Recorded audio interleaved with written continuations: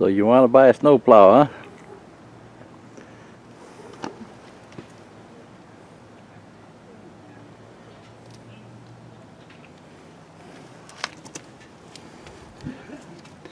December, I think 10th. Beautiful summer day.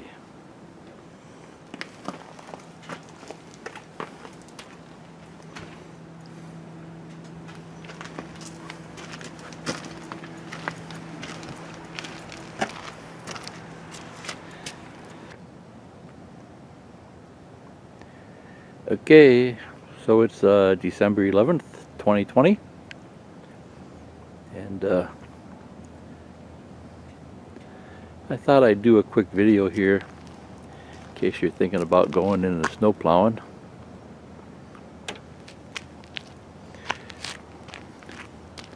Welcome to global warming, huh? December 11th, 2020. Beautiful summer day. About 60 degrees. Beautiful sunshine.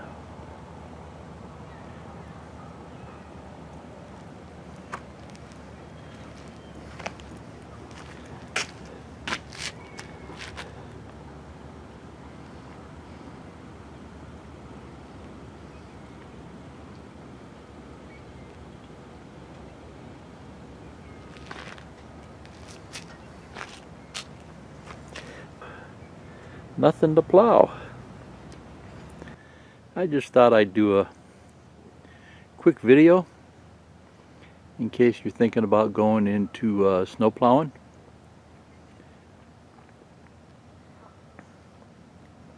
Where I live, I'm right on the southern shore of Lake Erie, east of Cleveland, about 50 miles. And we get a lot of lake effect snow here. Storms come off the lake. The storms pick up the water from Lake Erie. And when I was a kid, we used to get pounded by snow, close to 100 inches. Give or take a little bit, I'm no expert on the topic, but it was a lot of snow. It's light and fluffy, so it's easy to shovel the lake effect snow, I guess there's only like 4 or 5 places in the world that get lake effect snow. And I live in one of them. But here it is, December 11th, 2020. December 11th, 2020. And it's a beautiful summer day. 60 degrees. No snow. It's just perfect weather.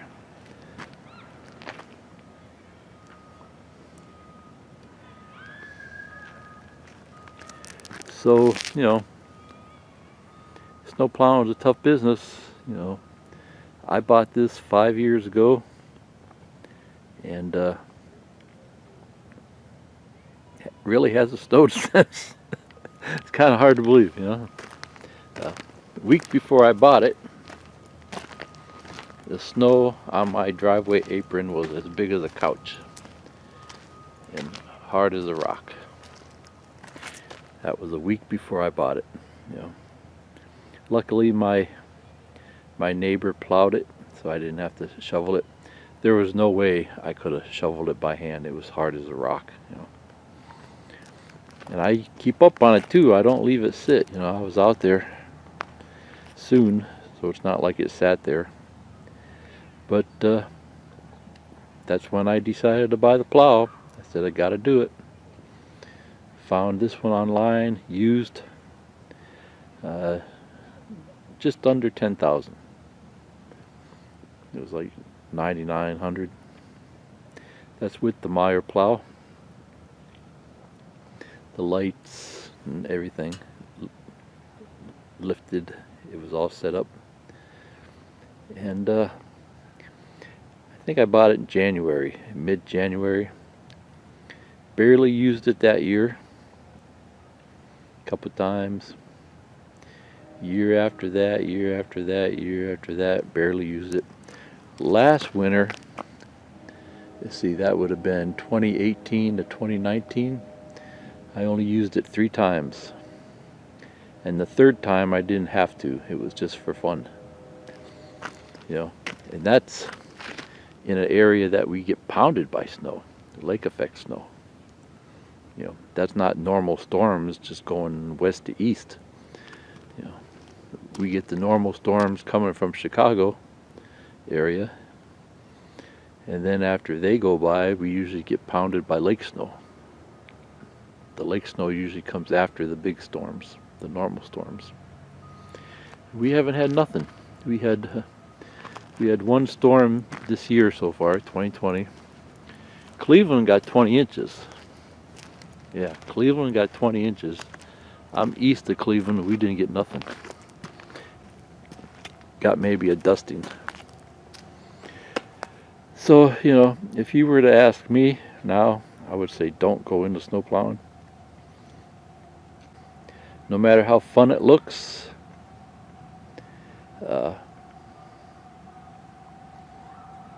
it's not a good business. You know, you want to find a business you can do year-round.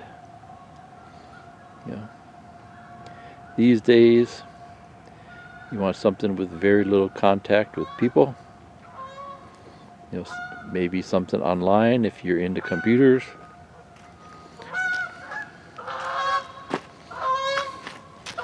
Even the birds haven't left.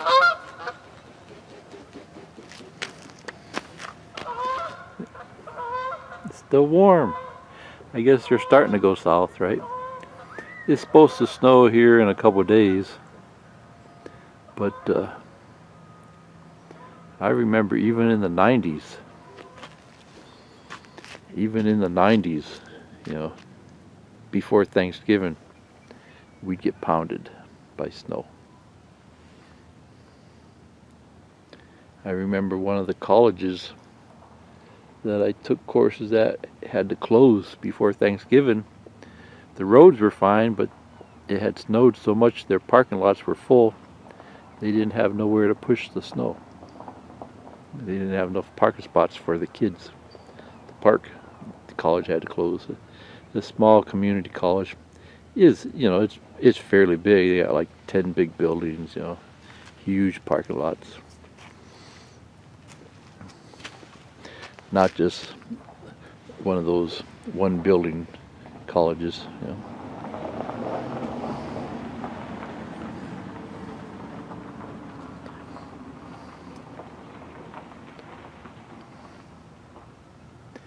And you know, with the low unemployment now, no one wants to pay. No one wants to pay for snow plowing, you know.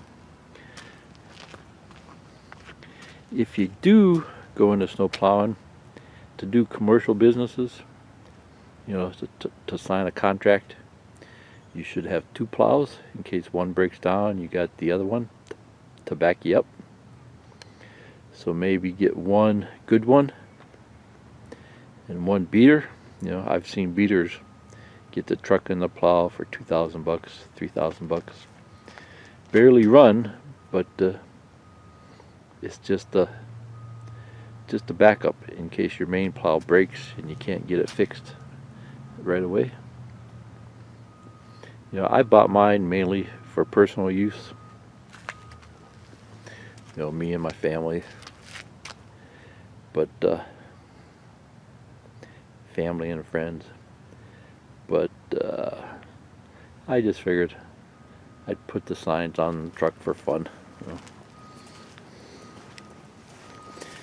I used to have a music store where I taught music back in the 90s. I did that for 8 years.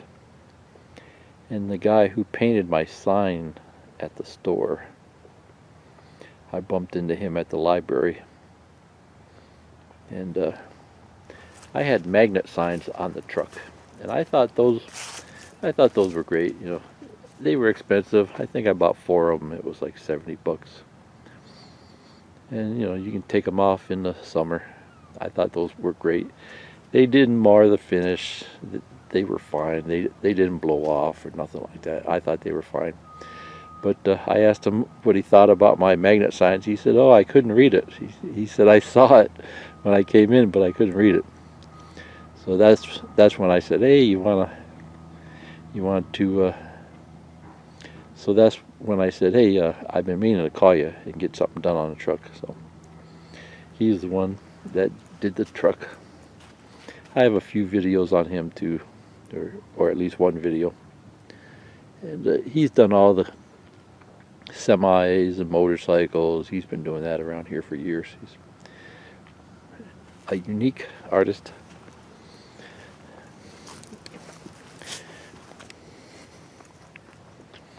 The back end here, I told him, fill it up.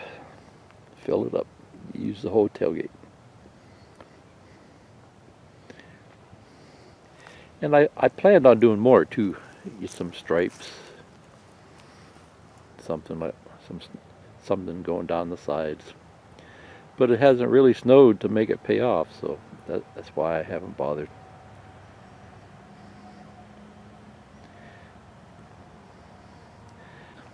I'd like to fancy it up just a little bit more. Not much. You don't want to make it look too fancy, but maybe a fancy pinstripe with some flares on the end or something like that. So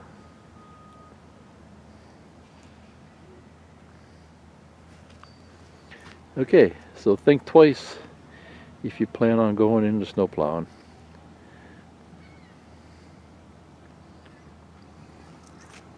I don't think it's worth it. If you already have the truck, you know, a decent plow is going to cost you big bucks. You might be able to find a used one. Just get the hydraulics rebuilt. I've seen videos. They'll get an old plow and weld it up, weld new metal on the board, on the plow itself, on the mold board. This cable alone is 500 bucks. This cable alone is 500 bucks. It goes from here to the battery and inside to the controller. 500 bucks. I talked to a Meyer shop once. He said if they go bad, they usually don't fool around with them. They just replace the whole thing. So 500 bucks just for the cord and then installation. So just this cap, just this cap and this piece here, that's part of the cap. 70 bucks on eBay. Just the cap. Mine broke, and I glued it up with Gorilla gel. Mine broke, and I glued it up with Gorilla gel, so it's got some type of cover. Then I put a marine cloth cover over it too. You've probably seen that in some of the videos. So it's an expensive game, you know. You're talking about insurance, $1,000 a year, advertising, you know, 3-month ad in the local newspaper, you know, 2 inches by 2 inches, 2 inches by 3 inches, 500 bucks for 3 months. That's actually not bad. You know, if you go Yellow Pages, you know, when I had the store, it was $400 a month for a 1-inch ad. It might have been 1 inch by 2 inches, but no one goes Yellow Pages anymore. It's all cell phone stuff. But, you know, they say do it by word of mouth. Yeah, but, you know, you got to get it going somehow. So we're talking $1,000 for advertising. And then you should probably start a LLC. That's a limited liability corporation. And you can go online in your state, go to the state website, and I know where I live in Ohio, It's just one form. Fill it out online. Last I knew it was $99, and it says as soon as you click the button, you're an LLC. They make it easy now. Yeah. But then you go to H&R Block, fill out your taxes, your business taxes, $1,000 just to fill out the form. You know, my personal taxes last year just to pay H&R Block was like $500, not counting the taxes I owed. You know, that's just my personal tax. If you have a business tax, you got to pay your business tax plus somebody to fill out the forms. You know, H&R Block might be a little expensive, but if something goes wrong, you know, they're there to help you. That's why I like doing it through them. My neighbor went through another company, and he's just on disability, and I think he was working an office supply store, and he had his personal taxes done. They charged him $800. They saw him coming, you know. I didn't know he was doing it. I would have told him, you know, go to H&R Block. Your personal taxes should only be a couple hundred.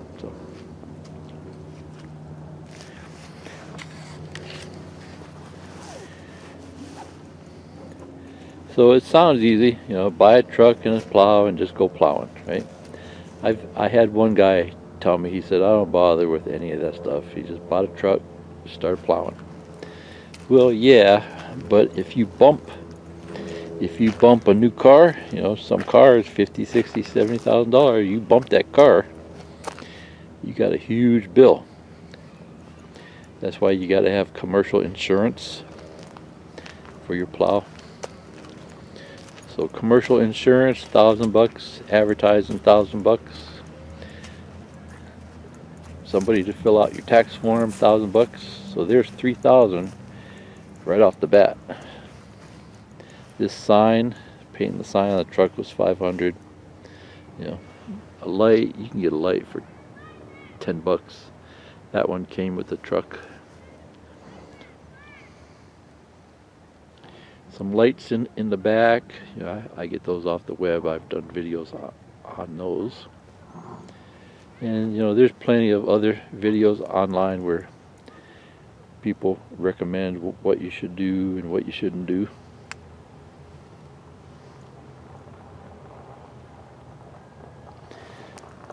I bought chains for mine.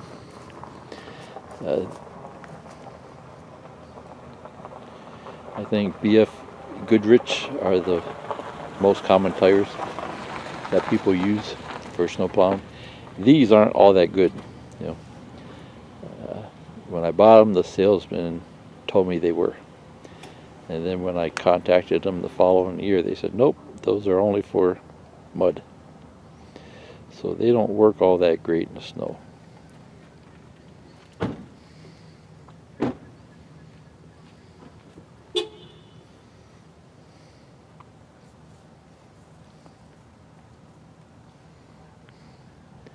They're good in white fluffy snow because that's kind of like a mud. But just regular snow, wet snow, they don't work all that great. You know, then if you buy a used truck too, you have to make sure the 4x4 works. You know, lots of times the button on the dash don't work. You got to come out and turn that thing to get your 4x4s to come on. Get your differential fluid changed. That's another $500. I talked to the guy at the shop. He said, "Oh yeah, about $500. Just to change the differential fluid." I think he said there's actually 4 of them that he has to drain and fill. You see videos online, and